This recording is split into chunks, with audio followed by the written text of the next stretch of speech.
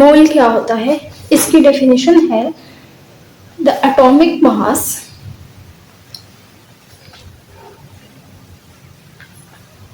Formula mass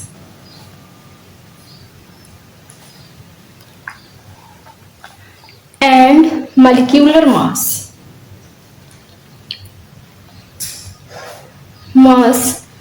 expressed in gram is called mole. Expressed in grams is called mole. यानी atomic mass, formula mass या molecular mass, किसी भी चीज को अगर ग्राम्स में एक्सप्रेस किया जाएगा तो वो मोल कहलाएगा। अब एटॉमिक मास किसका होता है? आयोनिक एटम्स का। एटॉमिक मास होता है एटम्स का, फार्मूला मास होता है आयोनिक सब्सटेंसेस का, और मॉलिक्यूलर मास होता है कोवेलेंट सब्सटेंसेस का। Covalent substance. हम यहाँ पर एटम्स की पहले एग्जांपल ले लेते हैं। Atomic mass. एटॉमिक मास अब नाम से जाहिर है एटम्स का होगा। एटॉमिक मास किसका होगा? एटम्स का।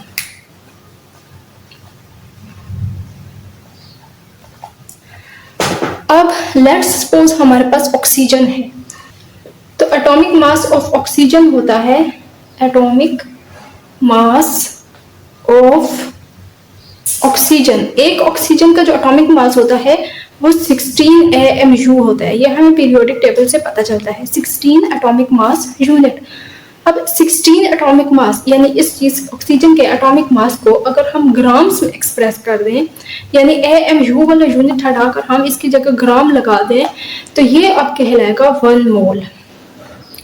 हमने क्या किया है? ऑक्सीजन के एटॉमिक मास को ग्राम्स में एक्सप्रेस किया है, तो ये अब 1 मोल कहलाएगा। इसी तरह हम देख लेते हैं एटॉमिक मास ऑफ हाइड्रोजन।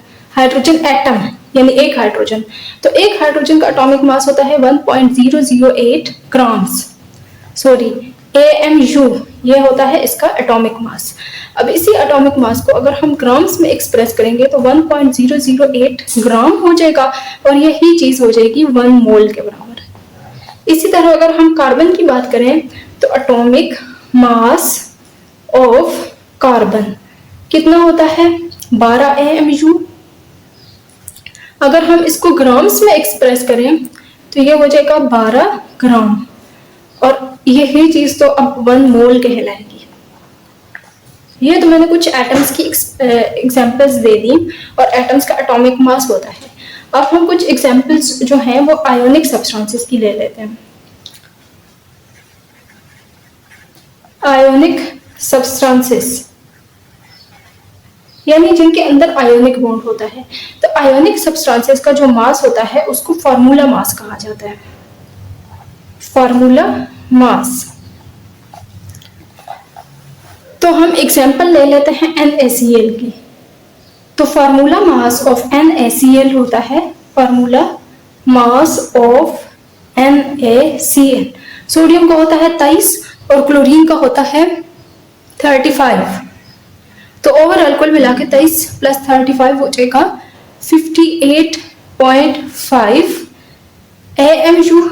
अगर हम इसी को ग्राम्स में एक्सप्रेस कर दें तो ये हो जाएगा 58.5 ग्राम, और ये हो जाएगा 1 मोल के बराबर।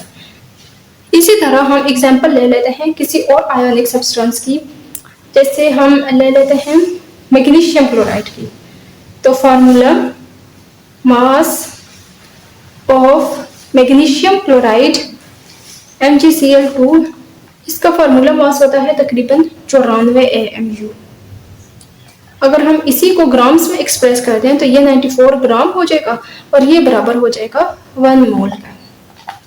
सिंपल हमने क्या किया है, किसी भी आयोनिक सब्सटेंस का जो फार्मूला मास है उसके साथ हमने ग्राम लगा दिए, तो वो ऑटोमेटिकली 1 मोल के बराबर हो जाएगा।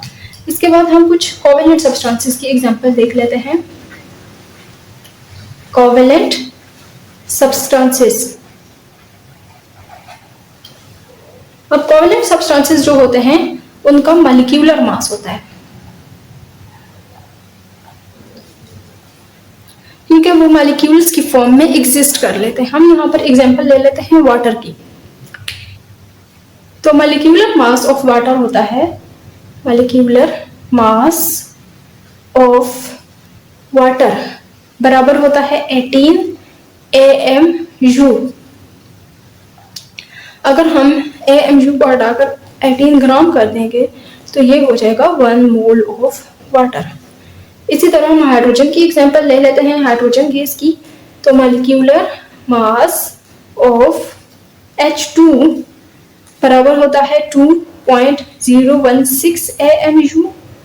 अगर हम AMU को हटाकर ग्राम लगा देंगे तो ये ऑटोमेटिकली बराबर हो जाएगा 1 मोल के। तो इन एग्जांपल्स से आपको मोल की डेफिनेशन समझ आ गई हो। मोल क्या होता है? The atomic mass, formula mass and molecular mass expressed in grams is called mole. तो यहाँ पर हमने एटम्स के एटॉमिक मास को ग्राम्स में एक्सप्रेस किया है, तो वो 1 मोल के बराबर हो गया था। आयोनिक सब्सटेंसेस का जो फॉर्मूला मास होता है उसको हमने ग्राम्स में एक्सप्रेस किया है, तो भी 1 मोल के बराबर हो जाएगा। और इधर हमने कोवेलेंट सब्सटेंसेस के मॉलिक्यूलर मास को ग्राम्स में एक्सप्रेस किया है, तो ये भी 1 मोल के बराबर हो जाएगा।